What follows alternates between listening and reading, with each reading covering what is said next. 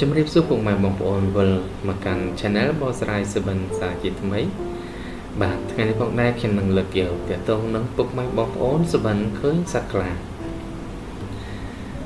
បាទប្រសិនបើជាពុកម៉ែបងប្អូនសុបិនឃើញសត្វខ្លាឬក៏ជិះសត្វខ្លាទំនាយទីថាពុកម៉ែបងប្អូននឹងទទួលបានអំណាចវាសនាល្អ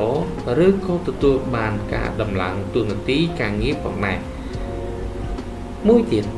ប្រសិនបើជាពុកម៉ែបងប្អូនសុបិនថាត្រូវបានសត្វខ្លាខាំទំនាយទីថានឹងទទួលបានលាភសំណាងពីភេទខុសគ្នាមួយទៀតប្រសិនបើជាពុកម៉ែបងប្អូនសុបិនថាត្រូវបានសម្លាប់សត្វខ្លាឲ្យងាប់នោះទំនាយទីថានឹងអស់គ្រោះឬអស់សត្រូវបើពុកម៉ែបងប្អូនកំពុងតែមានជំងឺនោះនឹងបានជាសះស្បើយក្នុងពេលឆាប់ចំណែកលេខសំណាងសម្រាប់អ្នកសុបិនគឺលេខ30លេខ34លេខ309លេខ344លេខ349បាទតើតើនឹងពុកម៉ែបងប្អូនសុបិនឃើញសត្វខ្លាគឺមានអត្ថន័យនៃការបកស្រាយខាងលើ